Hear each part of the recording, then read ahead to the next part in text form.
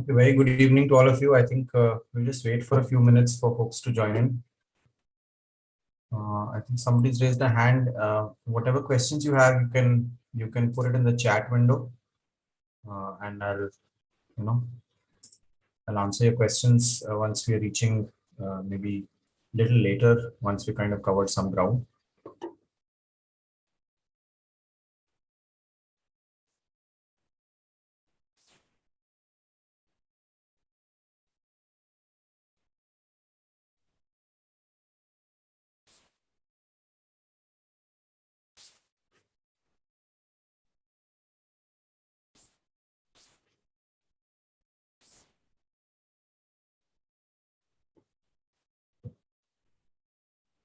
Okay, I think it's 5, so we'll start.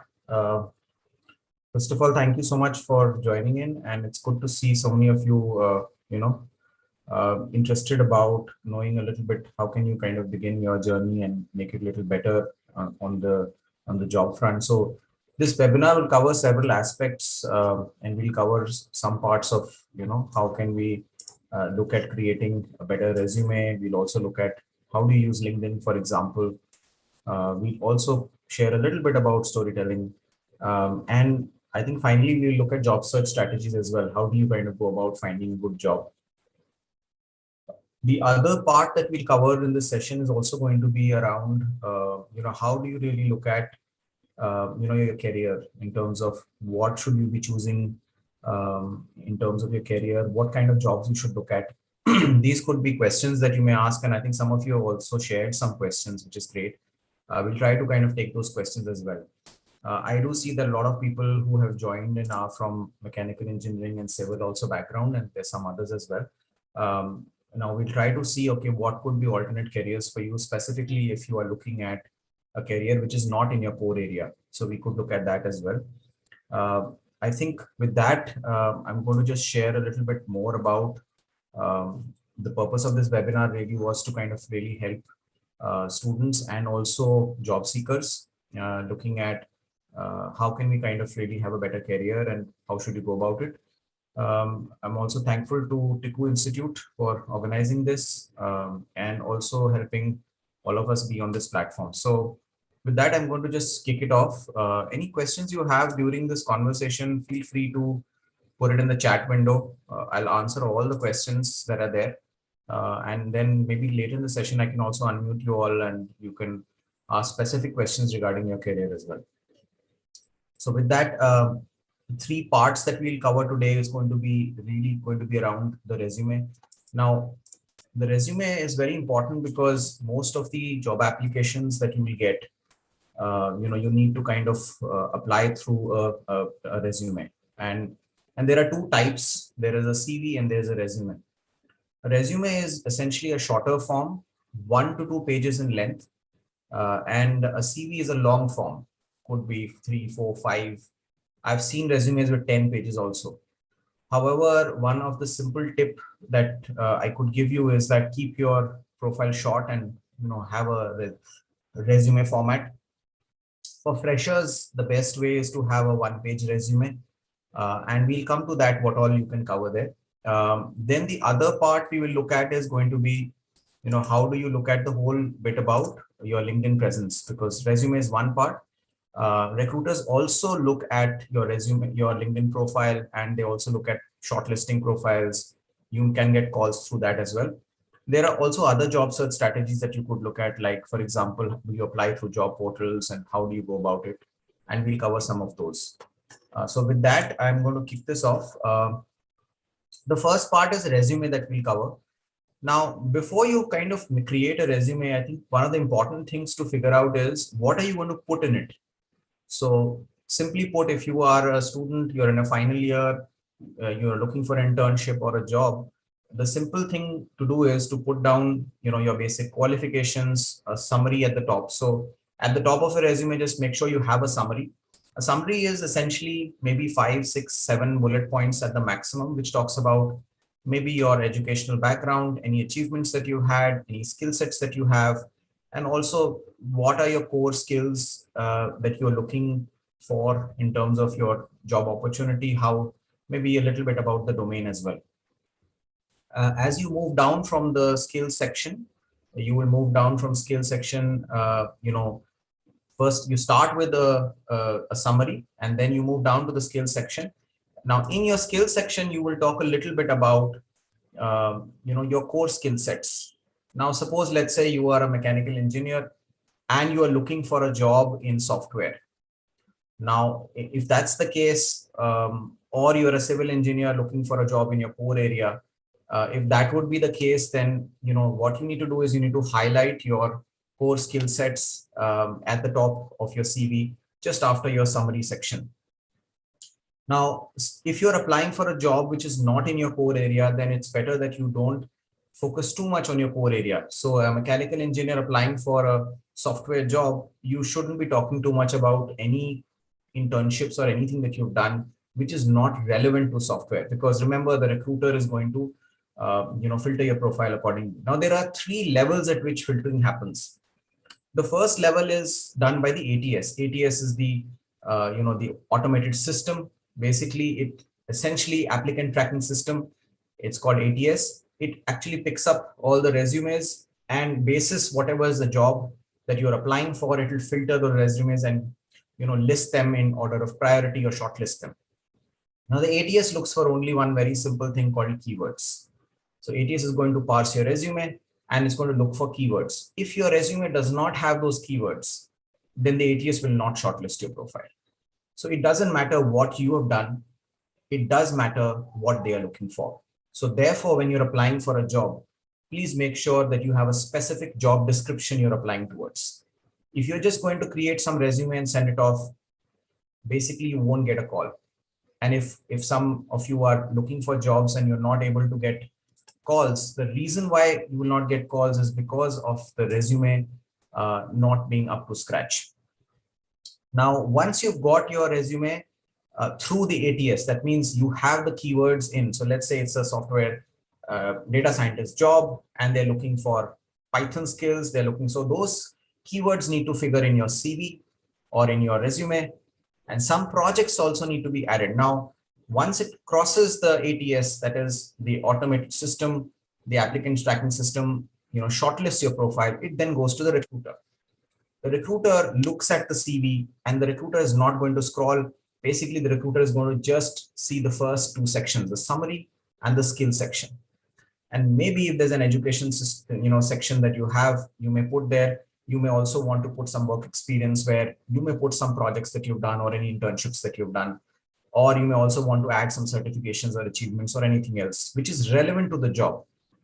Now suppose, let's say you were an NCC cadet and you are putting it there for a software engineer. I don't know how that would help you, because if you were applying for a job which was more to do with physical activity, then obviously that would work. So let's say you're applying for a job with Decathlon, which is basically let's say a store on sports or whatever, that would help you, but otherwise it won't. So just make sure that whatever you're putting in your CV or your resume has a consistent, story that is there, which is in line with what the job description needs, right? So basis that, you need to kind of look at, once you've got your skill sets there, you get shortlisted. Now the recruiter is going to look at your profile. Now, what does the recruiter look for?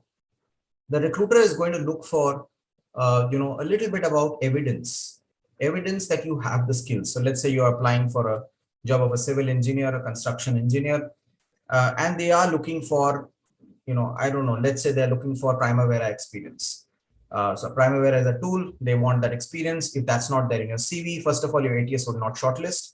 Even if it does, the recruiter is going to look at your profile and see, hey, this person doesn't have Primavera experience, or this person does not have, let's say, experience on Microsoft project, and your profile, will not be shortlisted by the recruiter. Recruiter will also look for evidence in the sense that if you are saying that, look, I have experience on Primavera, they're going to look, is there any project that the person's mentioned where he or she has used that? So evidence should be there. Are there any things that have been mentioned? So let's say, suppose you say you're a construction engineer. Have you done any internship in that area? Now, why I'm emphasizing a lot on internships is because I would say finding a job in today's market is 3 steps, 3 very simple steps. The first step is you need to have an internship. And why you should have that? Because it shows that you have some practical skills.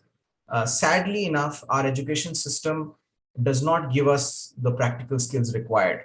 And therefore, you may be an engineer or whatever, but really, if you've not done any practical work, and if you are not don't have a campus placement from your college, you will find it extremely tough to find jobs. The job market today has changed significantly and drastically so. Basically, it's very tough to find a job for a fresher. And but the same was there 25 years back as well. So there's not much of difference that's happened. If you are not from a good college, from an ordinary college which doesn't have campus placements, it is a struggle. It doesn't matter you're an engineer or whoever you are or whatever you've done, right? You need to have practical skills, and the best way to show practical skills is going to be an internship. Now, the second step is after you've done an internship, and this could be an unpaid internship to start with, because nobody may give you a paid internship. If you've done an unpaid internship, then the second step is you look for a paid internship. And this is more going towards the job strategy, but I'm just covering that part here. So now once you've got a paid internship, you then go and try for a job. There could be trainee profiles in between as well, and which is how the three-step process really works. So first step would be try to find an unpaid internship. Second step, find a paid internship. Third step, find a trainee role. And that's it. And basically after that, once they see a couple of 2-3 internships like these on your resume, essentially you will get shortlisted, because most jobs you will find will be mentioning minimum 2 years experience required. And why do they mention that? Because you will find that they're looking for folks who have hands-on experience. They definitely, all these jobs don't want freshers to apply, because they don't want to hire freshers, because they understand the freshers will not have that that experience and expertise, and hence they avoid by saying 2 years experience at the bare minimum. Now, if you have even 1 year in internships, well, basically you'll crack and you will enter that 0 to 2 year band. So from 2 years, they may come down to 1 year, but from 1 year, they may not come down. And if you don't have any internships or traineeships and others, then obviously it becomes more difficult to kind of move through. But so this is therefore in your work experience, please mention those internships very clearly, highlight them, also mention what tools you were using. Now, most of the jobs today are on two areas, which is tech and digital. Now, it doesn't matter which field you are in, even if you are working in civil engineering or mechanical engineering, if you don't have tech and digital experience, so it could be on tools, it could be on platforms, whatever. If you don't have those, you've got to start looking at programs where you could pick up those skills. So for example, that okay, CADCIM could be one of the area that I need to pick up. Then you need to get those skills and put them in your profile. You also need to do some internships to show that you have those skill sets on those tools. So you've got to start thinking like this. A basic vanilla engineering program will obviously not land you a very good opportunity unless you have a campus placement happening through your college. But interestingly, if you look at even the top schools, let's say you go to the IITs, you will find every engineer from IIT has done a few internships by the time the person comes to the final year. So the best way for you to do is to get into the job market in some way, fashion or the other. Paid, unpaid, doesn't matter. Just get some, hands-on experience, put it in your CV, and then move forward. Now, certifications definitely will help. Some of the certifications that could help in your area, you should identify them. You can Google them up and find out, okay, what are the certifications required in my area? And maybe I can do some short-term courses and upskill myself so that I am, relevant to the job that is required. Now, easy way to find out would be just go to LinkedIn. And let's say, suppose you're looking for a mechanical engineer role, just go to LinkedIn and type mechanical engineer on the search bar of LinkedIn, and you will see, and just put India as a country, and you will see several jobs coming up there. Now you can go one by one into each job and you find out, hey, okay, what's the minimum requirement there? And you'll see, for example, engineering degree, and then you'll also see minimum of so many years of experience or experience on such tools. Once you've got that, you start to make a list of those tools that are required and you start to learn them. And that's the best way to kind of look at it. Demand is what the job descriptions will tell you, and supply is what you are. So you just need to map and match your skills to what the market is demanding. So that's the way you're going to look at the entire thing of, what should you put on your CV. Now, keywords are very important. So, you should be very clear that, okay, you should be able to find out the keywords from the job descriptions. At the same time, you should also be able to look at, okay, what is it that, if I've got the keywords, what is it that I want to add as keywords, and also how should I highlight those keywords? I think all of these are extremely important. Now, your education, your skills, and your certifications, all of that should be very well aligned. So let's say, suppose, you're applying for a job of a Python developer, and you are putting there, let's say, CATIA experience. I mean, it's not going to help you. In fact, the recruiter will understand that this CV is just doesn't have the skills, just applied blindly. Now, we talked about the ATS, that is the applicant tracking system. We talked about the recruiter. Now, the third level of filtering is done by the hiring manager. The recruiter will shortlist profiles and will send those profiles to the hiring manager, and the hiring manager will look for quality of experience. For example, projects are listed. What did this person do in that project?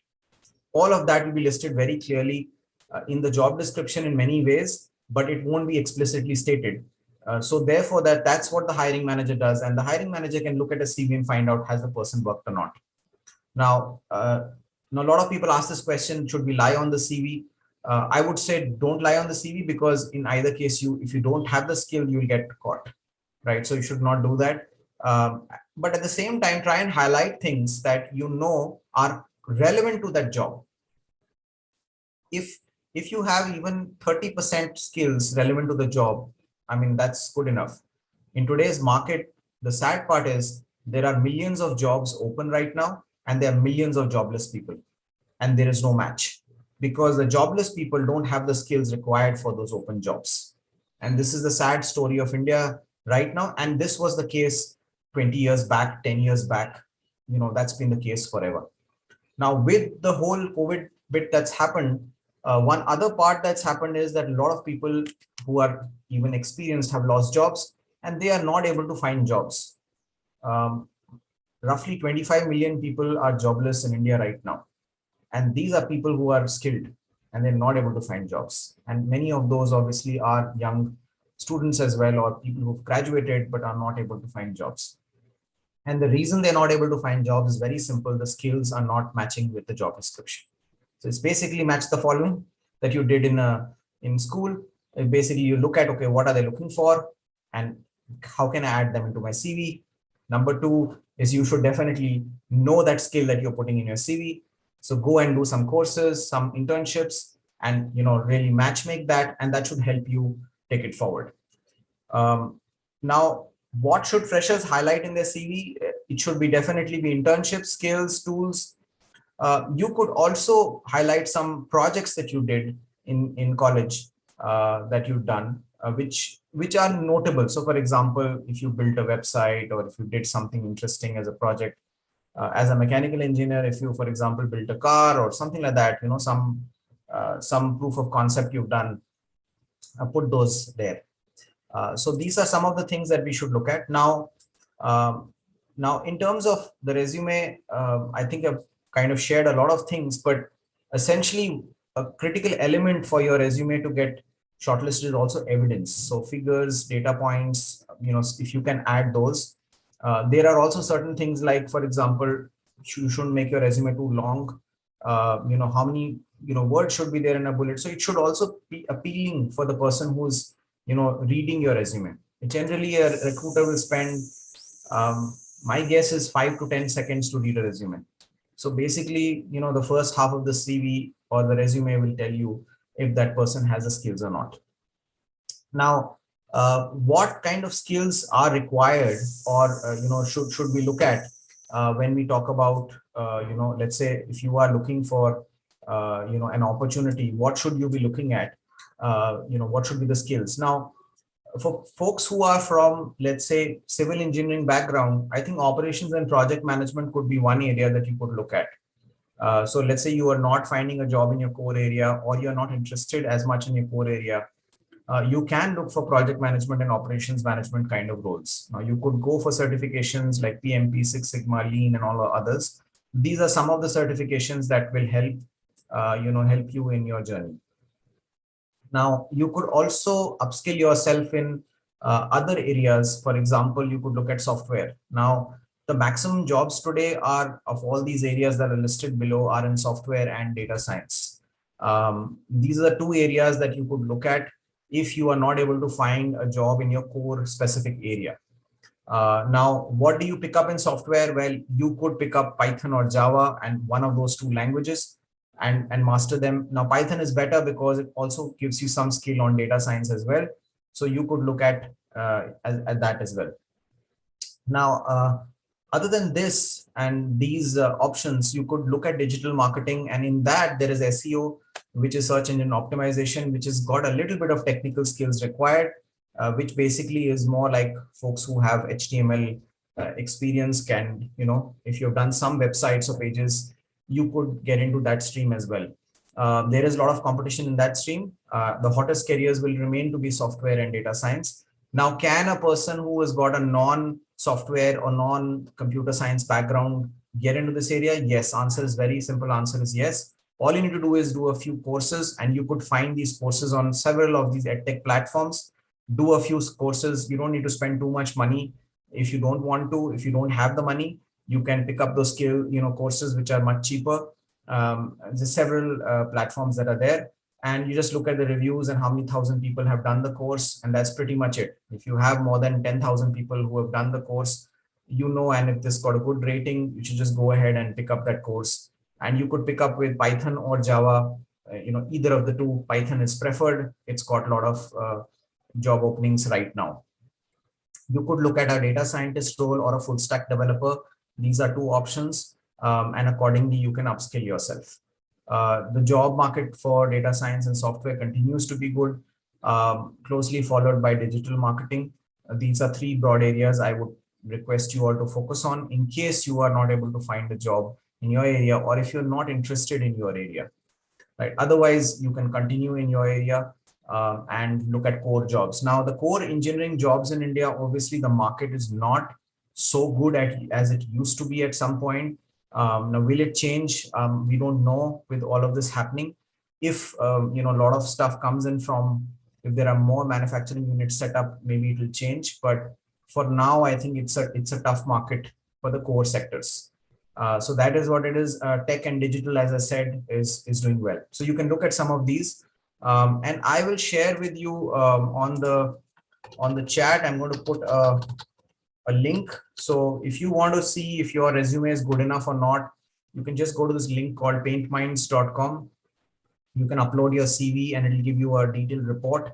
You can also, paste a job description and matchmake and see, is your CV good enough? You can also upload your PDF of your LinkedIn profile and see where are the problems. And from there, you can easily find out that how do you and where do you need to improve your CV. So this will help you a lot in creating a CV that is much better equipped and suitable to the job description you're applying to. Now, on LinkedIn, when you're applying for jobs, obviously, first of all, you need to have a good LinkedIn profile because that's what the recruiter is going to see. If you're applying through other job sites or directly through a career website of a company, then in that case, ATS, recruiter, and the third one that I mentioned, that's the hiring manager comes in. If you are applying through LinkedIn, it's basically the recruiter straight away. So ATS not required, but the recruiter will look at your LinkedIn profile, will look at your headline. Does it have, suppose your headline says civil engineer and you're applying for a software job, your profile won't get shortlisted. So even your headline on your profile, what kind of a picture you put in, is it a professional picture or not? Is it just a random picture that you put in there? Or let's say a very informal picture? That will definitely determine whether the person will shortlist you or not, because a lot of times recruiters will look at a profile and see this very casual kind of profile, then they may not think the person is serious enough. On the LinkedIn side, there are other things also. You should definitely have an about section where you mention every bit about your career journey, what kind of projects and technologies you worked on, focus on those. And also you can add work experiences there. In work experiences, you can put internships for sure. And you can also add skill sets on the LinkedIn profile, recommendations from your professors or from your classmates. All of that can be put in there. Certifications can be added. All of those, if you scroll down, you will find those options there. More detail you put in into LinkedIn profile, the better. That can also be exported to PDF. You will find an option, right click if on your profile, you find an option on LinkedIn to export or share profile or export to PDF. You can change the URL of that link also.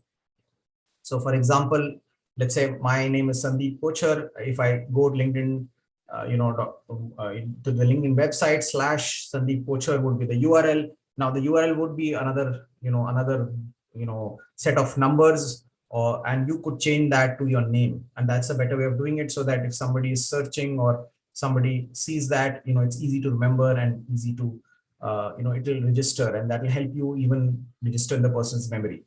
Now, in terms of building your brand, why is it important? Because if you are putting, let's say you're posting content, there are three ways to build a brand on LinkedIn. The first simple step is that you read what people are posting.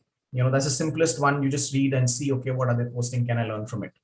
The second step is you like, comment, share, which is basically means you engage with their content. You also engage with people.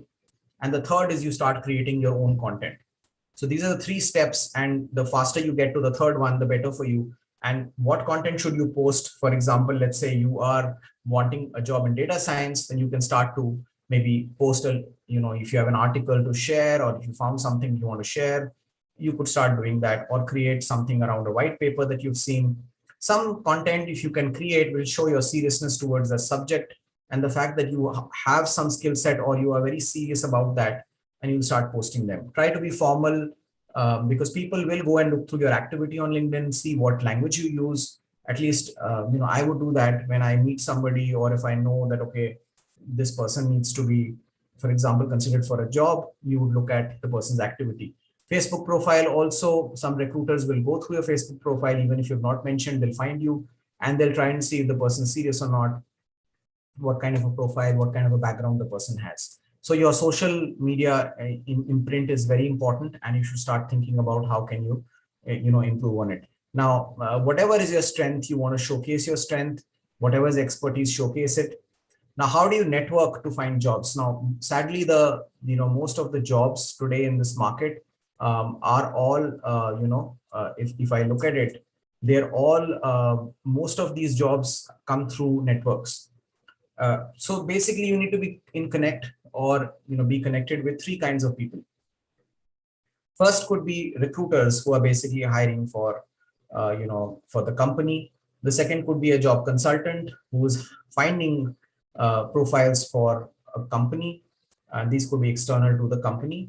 And the third is basically the hiring manager, who's the person who's hiring for that role. And the fourth could be a colleague, a colleague of yours when you join, or the person playing that role currently.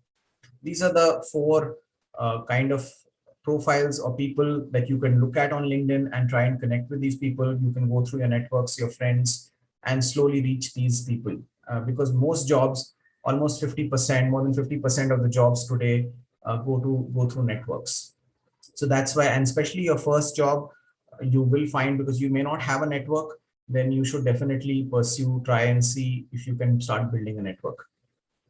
Now, on the other part of it, around the mistakes that we make on branding, essentially, whatever you are standing for, or whatever you want the other person to understand or take away, please make sure that your content or whatever you're doing is in line with that. So let's say you want to be a data scientist, then you should be liking articles of that kind. You should be reading articles. You should be posting content around it. If you want to be a civil engineer, you may want to post about projects done on the civil side, or if there's anything that you've done earlier, you may want to post that. So all of that. If you're a mechanical engineer, then what have you done, in the mechanical engineering side, you may want to post those as well. So whichever area of work that you're focused on, try and put out content in that area. Okay.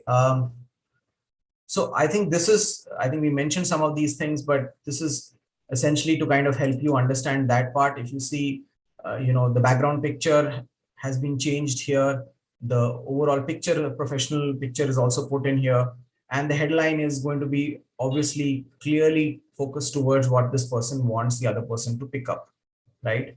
Uh, it's good to have more connections. It's good to put your contact info, customize your URL, as I said, all of these. And even, for example, about section, it should be interesting to read. It should be something that, you know, you want to kind of read about that person and get an understanding of the person's story. And there could be other stuff that you may want to put. Now, if you are a techie or if you are somebody who's coding, then obviously GitHub and other links should be here. You may want to share samples of your work, either directly or indirectly in your profile. And the same should obviously be transferred to your resume or your CV that you have. Now, these are basic things. Now, there are some other things that you could look at in terms of content. Just run a spell check just to make sure that there are no spelling mistakes. I've seen a lot of CVs and LinkedIn profiles having typos. Please make sure you don't have typos. That's the first thing that will put off a recruiter, and the recruiter may not take your profile forward. On one side, you may be saying that I have attention to detail. On the other side, you may find that, you know, your profile may have typos. Content should be simple. It should really emphasize what is it that you want to portray. All of those basic things it should kind of have. So these are things that you can pick up on this. And now, in the about section, you can put a good, nice story. Now, I'll just say a couple of things around this part, on the story part of it. Essentially, you know, why should somebody hire you is a very, very important question that will be asked in your interview as well. You know, so you should be prepared with that, and in the form of skills or your attitude or your behavior, and those with examples. So there is something called the BEI, which is the behavioral event interview, which basically means, can you give an example of what you're saying you possess, the skill you have?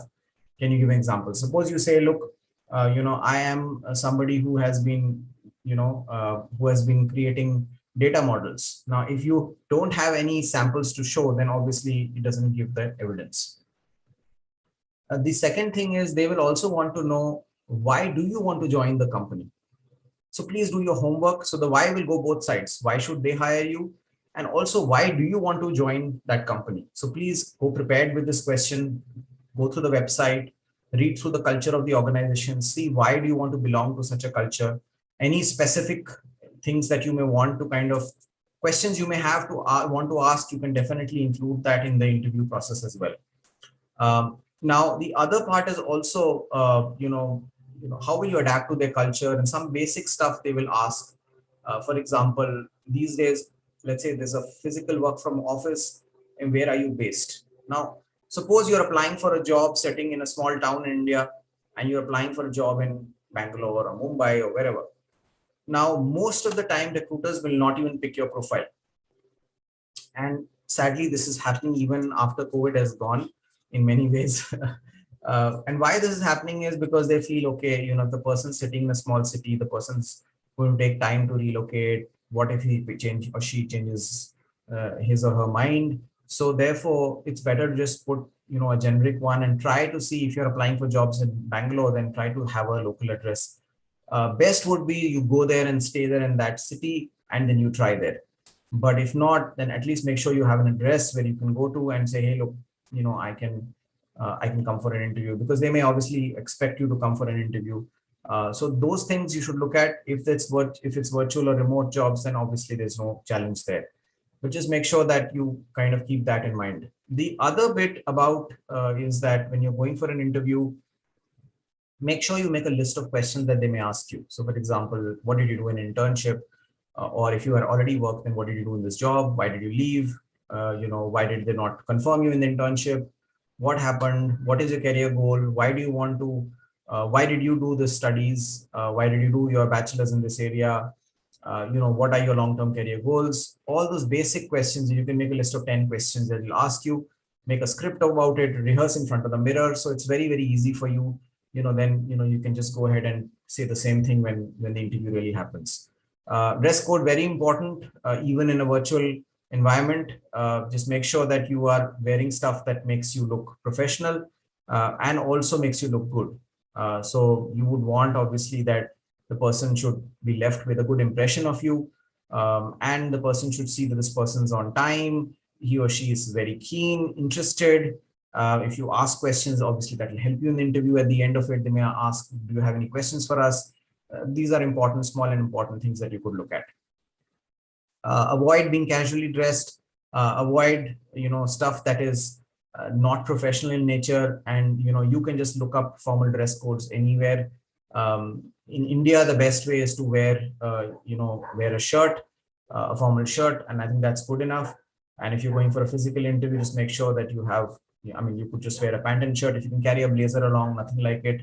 If it's very hot, then, you can obviously remove it, but then just make sure that for the interview, you're well dressed. Your physical persona is looking good, neat and clean, and that's pretty much it. Also kind of try to make sure that it's not you're wearing whatever is appropriate. Now, if it's a software engineer profile, is generally considered okay if you turn up in, not formals, but even semi-formals or casuals. But still, you will never go wrong if you go with at least formals anywhere in any interview. Now, if you're going to a company which has a dress code of jeans, then obviously you can wear that. But you can do your homework before going for an interview, or you can ask the recruiter, what should I be wearing for the interview? Should I carry something along with me? Are my documents required? All of that. If you have to show some work of yours, then you could carry your laptop or whatever that you may want. So these are some basic stuff that you could look at. Make sure that you're aware of all of these things before you kind of go for any interview conversation. I'll just do a time check. Okay, I think we are doing good on time. I'm going to quickly move to job search. And then after this, we'll take questions. You can use the Q&A chat. I think some of you have put some questions. Okay, somebody said continue in Hindi. Okay, no, this I need to kind of say it in English because this is an English webinar. So, but if you have any questions, Abhimanyu, just feel free to ask me your question in Hindi. It's absolutely fine. I think this is the other part of it.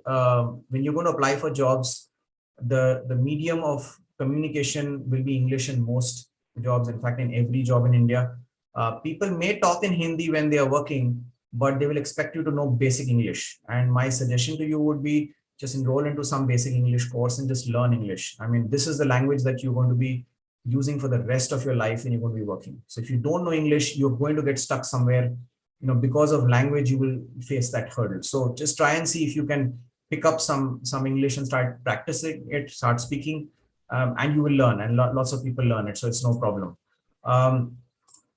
Okay, I'm just going to go to job search now. So how do you search your job now? Number one is the role. You should be very clear what's the role. So data scientist, or let's say it's a software developer or a mechanical engineer, or for that matter, a civil engineer or construction engineer, whatever it is, that role should be very clear. You should have researched and searched on LinkedIn, found the job descriptions. You can do that on job sites also. You got that keywords in, you put it in your CV, you make a CV really well. You go to the website I've shared with you, you upload your CV there, check it out if it's good or not. And then you start to kind of apply for jobs. Now, what kind of jobs? So one is the role. That's the most important because your CV has to be tailored to that role. If you are targeting 2 or 3 roles, then please make sure you have 3 CVs for 3 roles. So each role needs a different CV. Now on LinkedIn, you may have a generic profile. You may also have a strategy that look, okay, Nick, for the next 1 month, I'll only apply for jobs like these. And I'm going to see, am I getting calls or not? So you basically make your LinkedIn profile towards a particular role. For the same role, you have a CV, and then you start to apply for jobs. If you start to get calls, this means your CV is okay. If you're not getting calls, this means your CV is not good. Now, once you start getting calls, you start to go for interviews. If you're able to crack interviews, this means you know your stuff and your skills are there. If you're not able to crack interviews, this basically means that your skills are not good enough. So you need to go and upskill. And that's the process you need to follow to kind of figure out. It's very simple. If the results you're not getting are not in line, this means there's some problem and some challenge is there or some mistake you're making. Coming back to the role, we talked about the role. Now you may also want to shortlist an industry. You may want to say that I have this role and this role is particular to this industry. And I want to, so for example, let's say I have a construction engineer and obviously I'm looking for real estate, for example, as an industry.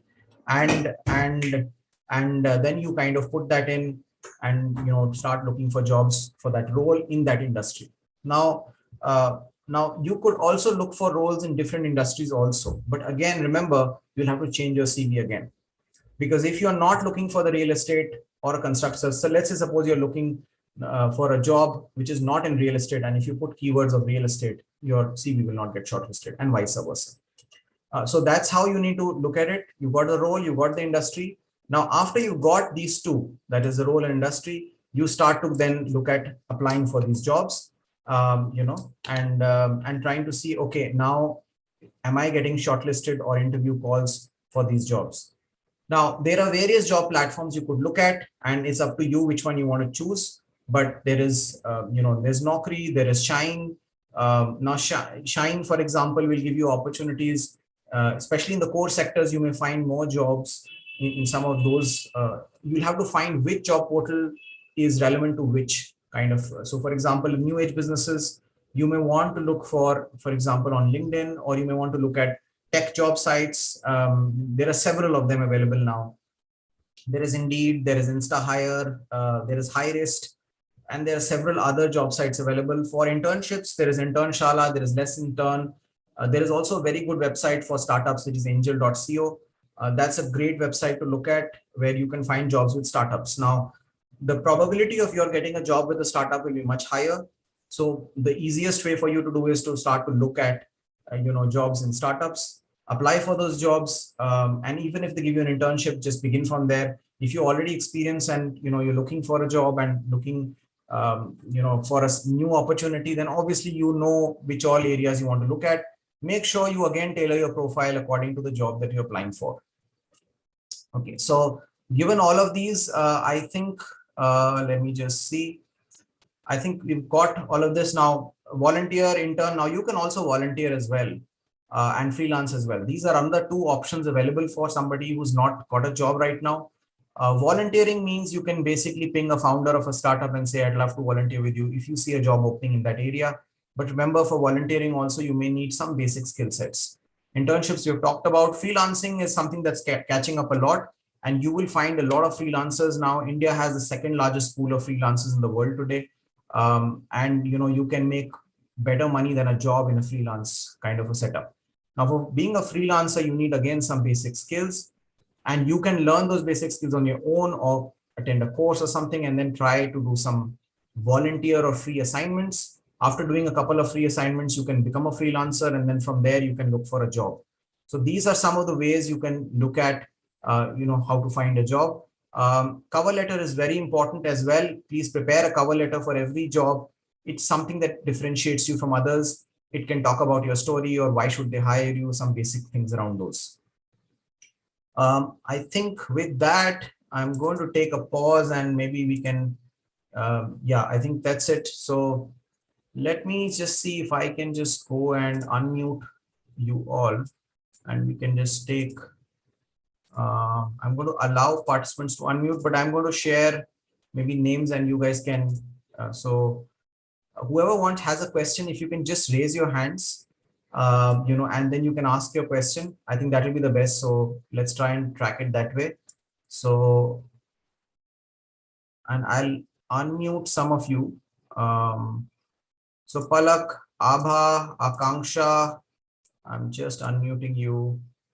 Akash, Ankit, Atul, if you have any questions, feel free to ask. Chetram, Deepak Kumar, I'm just unmuting some of you. Yeah, anybody has a question, just raise your hand. Garvita, Gaurav, and there are a few others. I'm just trying to see if I can. Harsh, Himanshu, there is, okay. Ikshita, anyone has a question, just raise your hands, and then let's just go for it. Okay, I see. Palak, go for it. You can unmute yourself. How should we approach when they ask us I can't hear that? you, Palak, we'll have to. So can you listen me now? I think you are unmuted, but there's some problem with your. So am I Gaurav, audible? you want to go for your question while Palak figures?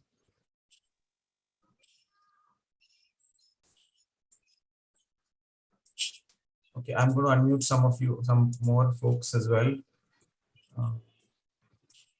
So I'll just request the admin to just unmute everybody.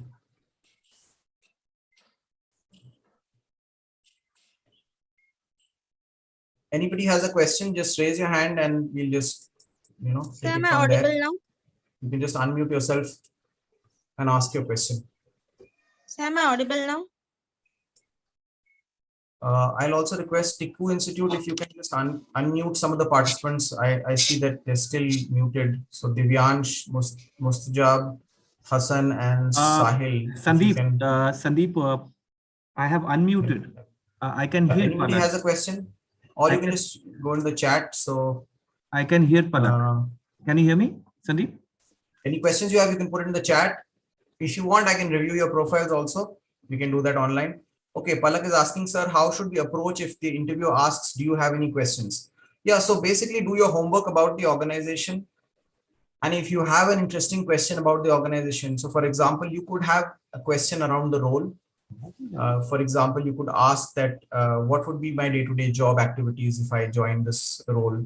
Or it could also be, could you tell me a little bit more about how this role is contributing to the in the larger organization? You could also talk a little bit about the technologies being used.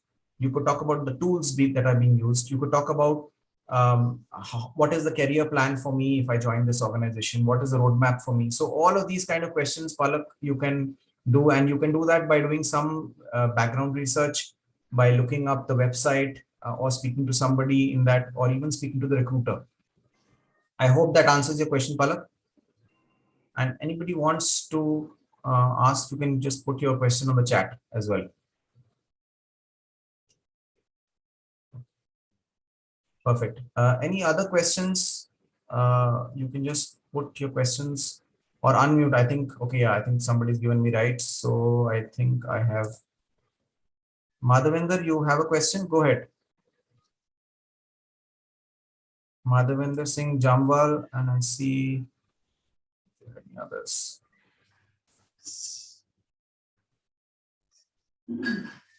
Yeah, Divyansh. Divyansh, go ahead with your question.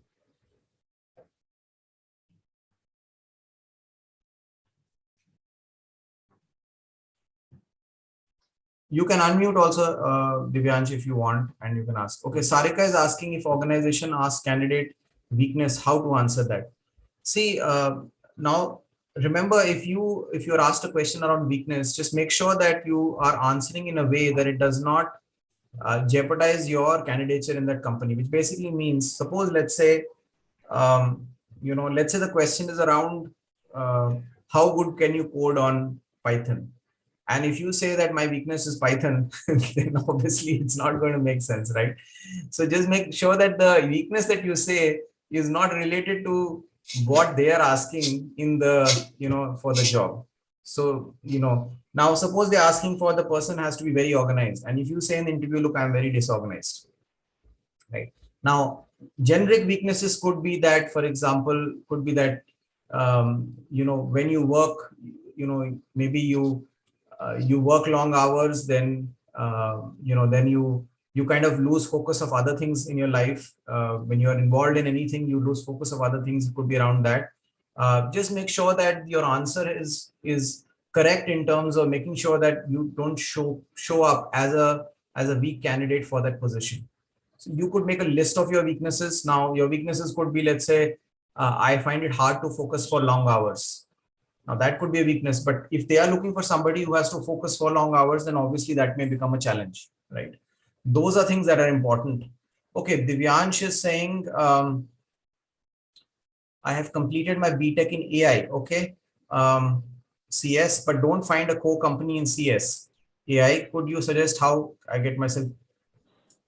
So I don't know why you're not able to find. So AI is what? Artificial intelligence, right? And CS is computer science, what I'm understanding. There are so many jobs there. I don't know why you're not able to find a job. Divyansh, you will have to tell me why you're not able to find, because there are so many jobs. In fact, the maximum jobs will be in this area. May not be in AI, but it will definitely be there in computer science. Though you will find a lot of AI related jobs also, right? Now, remember one thing, that companies are not going to come looking for you. You have to go looking for companies. You have to go on LinkedIn and find. So let's do one thing. Let me just stop sharing here my screen, and I'll open up LinkedIn and show you how to find a job also. So that will become easy for all of you. And I think that may be the best way to kind of do it. Just give me 1 second. I'm just going to open that up. Just bear with me. So let's look at this. Okay. Okay. Okay, I'm just going to go here. Now, let's just suppose I need to find a job in AI. I'm just going to put AI here, and I'm just going to put AI on the search bar. I'm assuming you all can see my screen. In case you don't, just put it in the chat that you can't see. I'm just putting this up. Okay, so now, so I just put AI here, and in the search bar, now here I go here, and there are people and there are jobs. So I just click on jobs, and then I find jobs on AI. Now there are 23,000 jobs, and you'll find some of them related to AI, some are not. So this basically means I need to put the full name here. Let's say artificial intelligence. I put it here. I've got India on the right side, so it's great. I've got jobs. I can search by experience level, but I would not suggest you to put that filter. Now, if you want to look for a remote job, you can, but remote jobs will decrease the number. So let's say there are 3,634 jobs right now. If I put remote over here, you see there are only 111. So basically it means that most people in India are not wanting people to work remote, especially in artificial intelligence. So you can just remove this and you see all that. Now hybrid, hybrid, if I click on hybrid, again, very few hybrid jobs only posted. So really just look for jobs that are posted here. Now you start looking here. Now, if you want to look at entry-level jobs on artificial intelligence, you start to look through. Now you see these are not entry-level jobs. You can use the filter of what level. Now, suppose I want to look at artificial intelligence intern. So I just put intern here, and I start to look at these. Now 176 jobs. So again, very few are coming out, but you can see there are some interns coming. Now let's say suppose I were looking for data science. Now I'm just going to show you this because it's very important what keywords you put here. So let's say I put data science intern over here. You see 1,726 jobs here, right? Now if I put interns, is also the same. So there's no major difference happening here. So you will have to look at what kind of data science internship jobs. So you can try different keywords and find. So now if I put data science internship jobs, basically only 12 results show up. This means that I need to remove these keywords. So for example, jobs is of no use. So I just remove that. But only if I put data science internship, it doesn't give me only 107 results. So I just go here and I put intern, I get some job results here. Now, what do I do with this? Now, the simple way for you would be that if you got the intern one, you just go ahead and look at, okay, which are the ones. So there's only one applicant who has applied for this, right? Now, if you can see on the right side, I've highlighted it, only one applicant. This means only one person has applied. Now, they would have posted this job on various platforms, but still, here the only one person has applied. So these are jobs where you can quickly apply. Now, here you see, use code to avail 30% discount on fees. So basically it means this is not a job, right? And you will find several of these kinds. Please don't do all of this, get into or apply for these jobs because these are not jobs. This is only training. Now, if I go ahead, let's say I find data science intern here and you see 200 applicants, please don't waste your time in a job which has got more than 200 applicants. You won't get shortlisted, right? So don't waste your time here. And also it's only in 6 days, 200 applicants. So now you can go ahead, there's intern Autodesk. Now, for example, I think this is very relevant to some of your areas, those who are mechanical engineers. 4 applicants only, Autodesk, Bangalore. I mean, I think there's nothing better than this for somebody who is in that side. Now you'll come down here and you'll see what are they looking for. Now they're looking for a BS, MS or computer science, proficient in Python, TensorFlow, PyTorch. So now you will have to start looking at, do you have these skills or not? If you don't have, don't waste your time applying. If you want to apply for this job, then pick up the skills first. If you come down, you will see data science intern, operations research. Like this, you can look at the profiles. Again, here you 200 applicants, don't waste your time. Anything less than 50 applicants or 25, even better, you can apply for those. Now, let's say, suppose I'm searching for mechanical engineer intern here. I just put here mechanical engineering intern, and guess what? There are 2,272 jobs. So there are a lot of jobs for interns. Now, I don't know, some of these may not be interns. They may just be fresher jobs. So there are some fresher jobs here, and you could just apply for these. Now, suppose I remove the intern from here, it will give you a different result. So I just put mechanical engineer and not much of difference, 2,800 jobs here. And you're seeing here, some of them even put, okay, marine depth management, 69 applicants. I mean, this is something you could apply. It's, and it's here.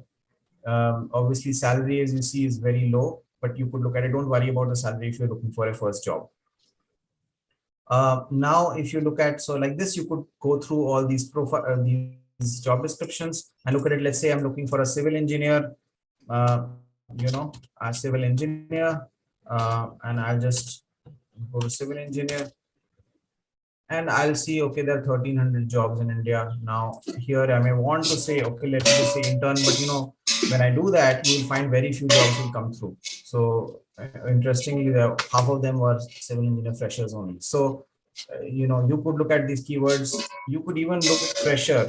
So for example, civil engineer fresher, and you may find, okay, pretty much good openings here. So you could look at, now see, some of these openings are put by the same person. So just be careful. In fact, all of them are put by a bunch of similar kind of companies, but you could look through and find out now which kind of jobs. Now, 1 month ago, this is very tough, but if it's less than 50, you can still apply. Generally, 2 to 3 weeks would be the ideal time where you could find the right kind of role. If you're in the first few applicants, it's better for you because that means that they'll see your CV first. Now, the other thing is that you could also search by skill. So for example, I want to look at Primavera, let's say as a skill, and I just put Primavera here. And I'm going to then now look at, okay, there are 215 openings in Primavera now. Now, if you see, these are all very senior openings. So you will have to go and find out if there is something which is more basic or for a fresher, if you're applying for a fresher job. Now, these are not. So you will have to figure out, how do I look at, jobs, and how do I find them? So you've got to try different keywords. Now, the interesting part is, if people get the keywords wrong, they don't apply for those jobs. So there are some jobs that will always remain hidden for most of the audience. And those will be the jobs which, if you can find, you will be able to crack those jobs. Now, you should do this on every platform. This is LinkedIn. You go to Naukri, you go to Shine, you go to Indeed, you go to Monster, you go to Times Jobs, go to all these platforms, InstaHire, Let's Intern, Internshala. Try to understand, how does that platform work. If you'll understand that, and if you know more than the other applicants, you'll be able to crack these. Now, when you apply for these jobs, just make sure that you're attaching your latest profile, and just don't blindly apply for jobs. A lot of people do this. It's not going to help you, right? Should you take LinkedIn Premium or not? That's completely up to you. But yes, your profile will get showcased at the top if you are a premium member. But really, I don't think that if you are a fresher, for example, you should not worry too much about it.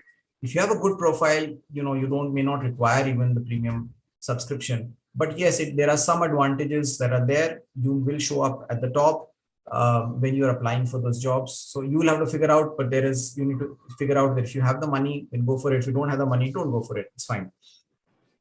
Okay, I think there are some questions now here. So I'm going to pick up the questions. Okay, there are a lot of questions. Just a minute. So Palak is saying, do companies actually consider projects or give more emphasis on problem solving in programming, or on campus, off campus? Well, it's both. If I were the interviewer, I would be more interested in meeting a person who's done a practical internship. Whether you've done a project or not, that is basically something you've done on your own. But if you've done a proper internship with a proper company, definitely I'll give it 10 times more weightage at least. Now, rest depends on if the company is coming on campus and they're trying to hire and they're giving you a question to solve. That's a different thing altogether. Best roadmap for mechanical engineer, I think it completely depends on you, what you're looking for. But in the current market, I would suggest you to look at moving towards just learning a programming language like Python and moving towards data science. Or, I mean, software may not be very appropriate for you, but data science you could also learn, very simple tools like Tableau and Power BI. Those are also good ones. Core roles may be much lesser. Now, see, I'll give you an example here. Let's say I put Python here, right? I'm just putting Python here. And there are 54,000 jobs in Python in India.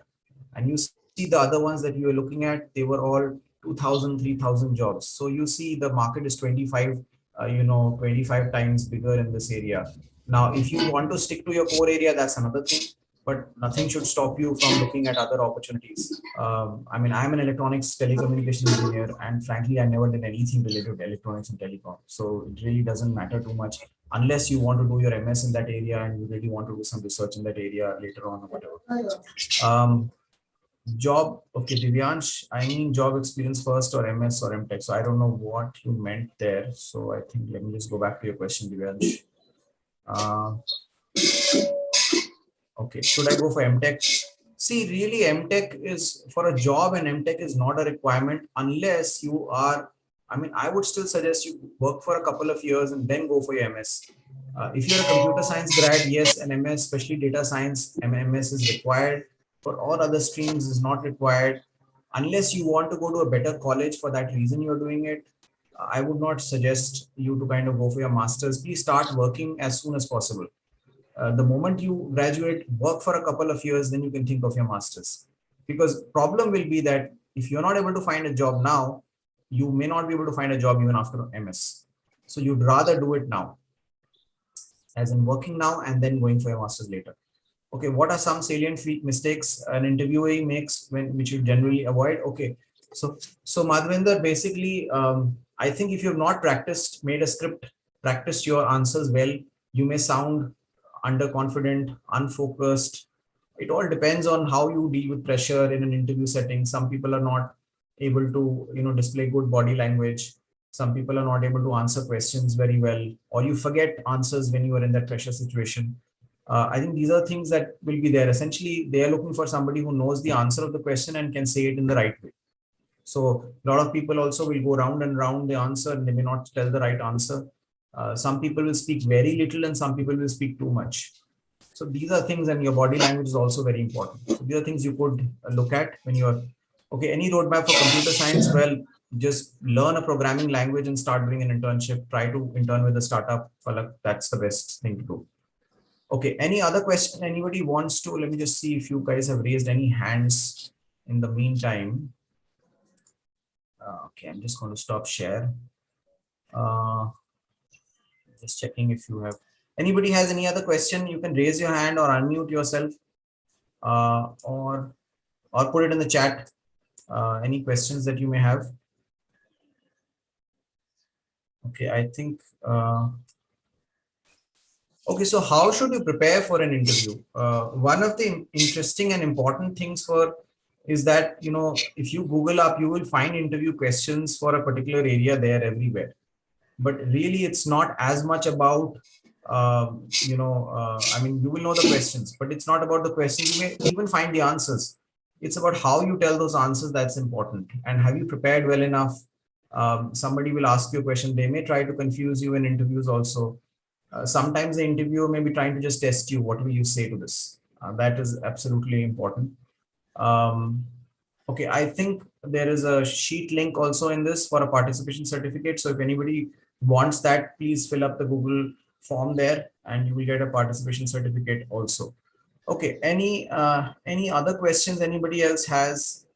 I'm just checking if you have. Anyone else has a question, you can either put it in the chat or unmute yourself and ask a question. Kanchan, I see you are unmuted. You have any question?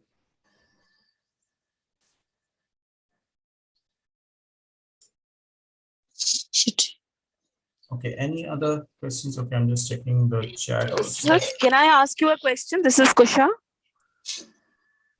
In terms of how do you prepare for interviews on technical areas, obviously make sure that you have done some practice of the questions that are generally asked. You will find most campus questions everywhere, and similar questions will be asked from the companies itself. Should you go for a startup or a large company at the beginning of your career? My suggestion would be to work for a startup. Why? So that you can actually learn much more in a startup. So generally, 3 years in a large company will be equal to 1 year of work experience in a startup. So you could look at a startup as your first company. You learn much more, and you'll be pushed to learn more. And you can work hard also in the beginning of the career.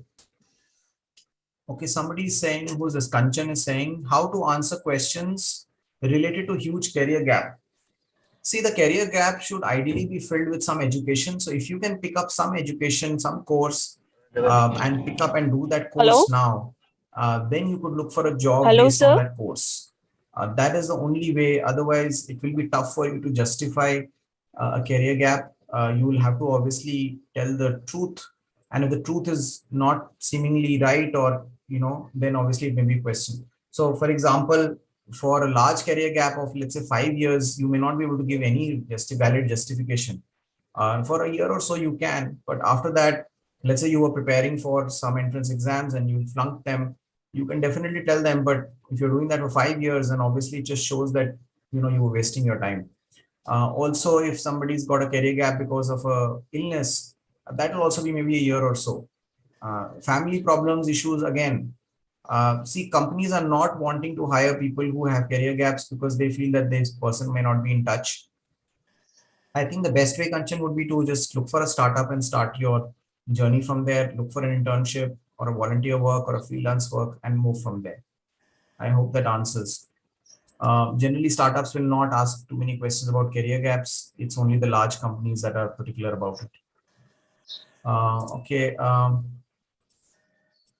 Okay, good. So I think any other questions from you all? Any other thing that you have? Hello. I've answered all your questions, I think so. Yeah. Any other Hello, questions? sir. Just put it in the chat, or you could unmute and ask your question. Am I audible, sir? I think one other part would be about salary. My suggestion would be that don't look for, start thinking about what salary you want to earn, especially if you are looking for your first job, or if you are beginning after career gap also. Just don't get too caught up with the salary bit. Now in terms of negotiating salaries, there are questions that are there regarding that as well. My suggestion would be, when you're beginning, most of the companies will have a band for their hiring. So you just go with that, and later on you can figure that part out. Otherwise, don't get too worried about the salary. Now, salaries in India at the entry level through campus will be very different, whereas in the direct market will be radically different. And this difference could be sometimes 3 times also. So you will obviously have to have very good skills. If you're not able to get a job through campus, just shows that there's something wrong somewhere. So I think just go with what you're getting, start with the startup, learn stuff, and go from there. Okay, I think I don't see any other question. Any other questions from anybody else?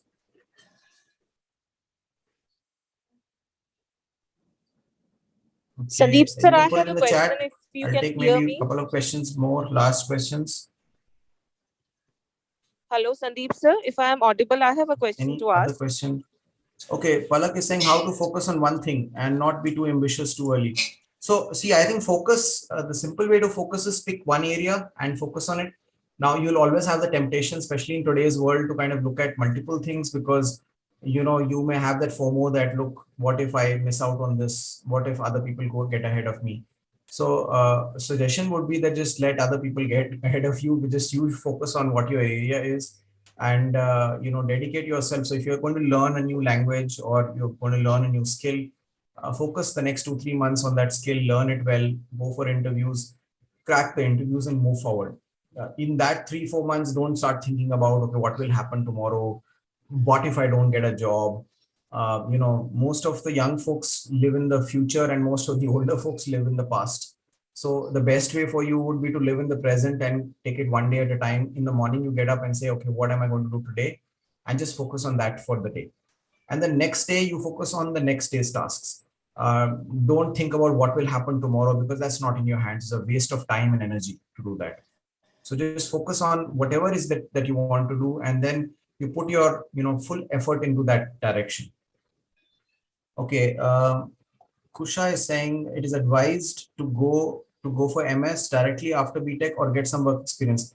I think I answered this question. I did mention that my suggestion would be to go for unless you're going abroad to study, even then also I would say just get at least a year of experience so that you understand what all is there. Because what if you did not enjoy your BTech?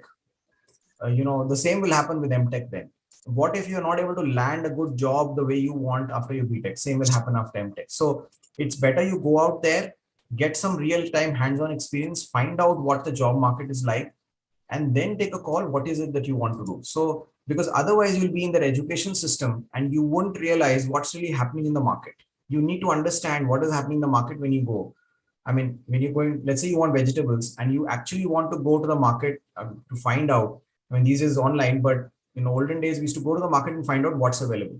So it's better to work for at least a couple of years before you go for a master's with his MBA or MS or whatever. Now, if you're very clear that, look, I just want to pursue, because I've seen a lot of people doing their bachelor's and master's in the same area and then later on realizing that's not their area. So you'd rather go out there, try your skills, and then go ahead and do your education. See, in India, MTech does not have much value. It's a very sad thing.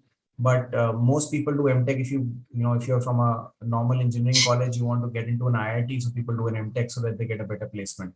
But really, in India, unless you are doing data science, where an MS is required, you will not be required to kind of have an MTech in that area. So you can just do your BTech, find a job, start working. Then you figure out, will it help you? And it may be even better for you to go out to Europe. So countries like Europe and UK are definitely better options today because the cost difference of education is very little. So, a master's in Europe will cost you around 15 to 20 lakhs. And in India also, the master's in some of the colleges will cost you around that. Now, the Europe masters will give you a work visa for 18 months. I mean, that is amazing, right? So basically it means that you get a work visa and you can settle down there.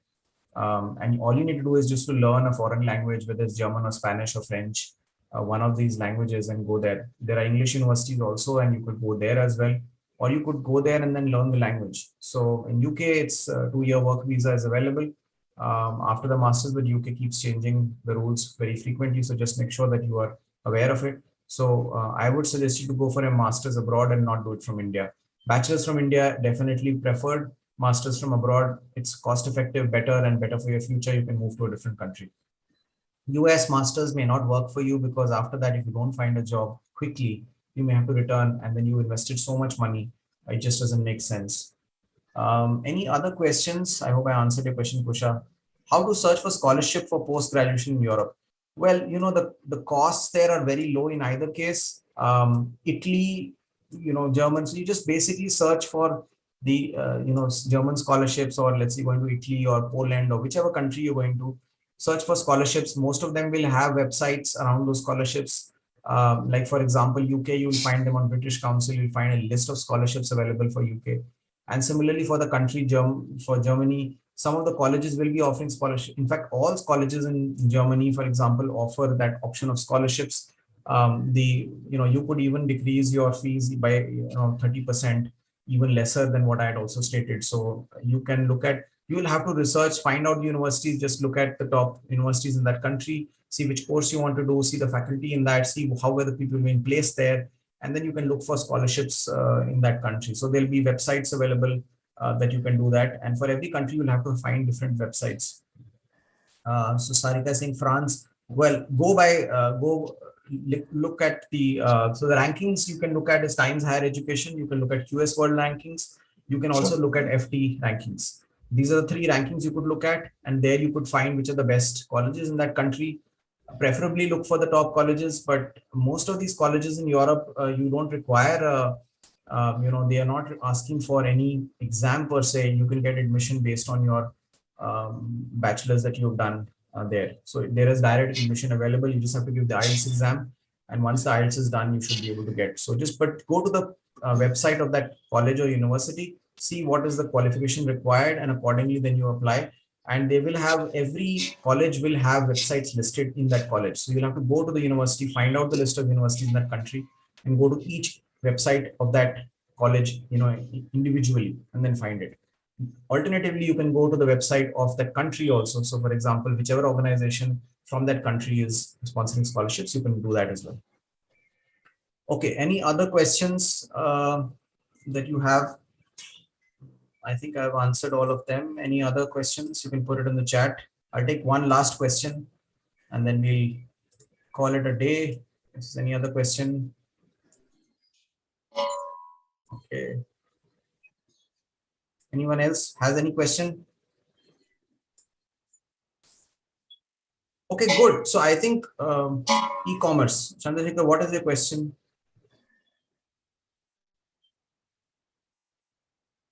If you can ask a question specifically. Some certification short-term courses for freshers. So Kanchan, certifications and courses will depend on which area you want to pursue. So first of all, you have to decide the area, then you decide the certification. Because like this, so there are millions of certifications available. So first you choose your area, which is the area that you want to get into. Then you try and Google up and find out, okay, what are the certifications in that area, which are recognized with industry. If it's project management, then PMP is there, for example. Or it is, if you're going for, let's say program management, there is MSP is there or PGMP is there. So there are different certifications available. You look at those certifications that are there for your area, and then you go for the certifications. Chandrasekhar is saying relate jobs. Sorry, Chandrasekhar, I had e-commerce. Are you saying e-commerce related jobs? I think that's what you're asking. So I think it will depend on what in e-commerce. E-commerce is very big. You could be, coding on e-commerce websites. You could also be doing operations on e-commerce websites. There could be several jobs. So you'll have to, again, go back to LinkedIn, the way I showed you. You can type e-commerce there, find all the jobs on e-commerce, and then figure out, okay, which is the ones you want to apply to, put those keywords there and find out, right? So you basically have to do your homework on going and, figuring out what jobs that you want to apply to. And that will be dependent on your skill set. And then the job will be dependent on the job description. Okay, good. I think we are good. Any other questions? Okay. So thanks a lot. I think this was useful, I hope, for all of you, and you got some idea on how to look at your resume. I'll again put the website here for everybody, which you could, you can just upload your resume or your LinkedIn profile here. It's called PaintMinds, and you can find out if your CV is good enough or not, if you're getting job opportunities or not. And then obviously you can start preparing and applying for jobs accordingly. And please research the platform that you're applying for. Please don't blindly apply for jobs, because that may not help you. So thank you so much, and thanks to everybody for joining in, and thanks to Tickoo Institute for making this happen. And thank you everybody, and I hope this will help you in your career and to find good opportunities. In case you need any other further help, I'll leave my email. I'll leave the email ID of our team as well, and you could email us at consulting@BlewMinds.com. So you can just copy these two from this chat, because it will go away, or take a screenshot, whatever is convenient. And good luck to all of you, and I hope you all do well. Thank you so much. Have a good evening ahead. Thank you. Bye-bye.